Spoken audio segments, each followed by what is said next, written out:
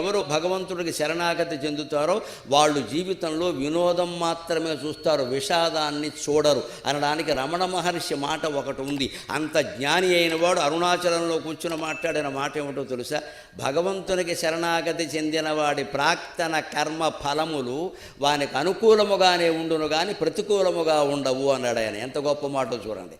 నిజంగా మనం నమ శివాయ, నమో నారాయణాయ, శ్రీమాత్రే నమః ఇలా ఏదో ఒక నామాన్ని నిరంతరం స్మరిస్తూ మనం శరణాగతి చెంది ఉండి నేను అనేదాన్ని మర్చిపోయే ప్రయత్నం చేస్తే అది ఎంత పుణ్యాన్ని మనకు కలిగిస్తుంది, ఎంత మనశ్శాంతిని ఇస్తుంది అంటే, ఒకవేళ పూర్వజన్మల్లో ఎక్కడో మనం ఏమైనా దోషాలు చేసి ఉన్నా వాటి ఫలితాలు మనకు అనుభవించాల్సిన అవసరం ఉన్నా అవి మనకు అనుకూలంగా మారిపోతాయి తప్ప ప్రతికూలంగా మారవు. అంటే ఒకవేళ ఏదైనా ప్రమాదం జరిగి ఇంట్లో మంచం మీద ఉండిపోవలసి వచ్చినా చివరికి మళ్ళీ సెలవు మానుకుని ఉద్యోగంలో చేరే నాటికి నువ్వు ఆ 3 నెలలు ఇక్కడ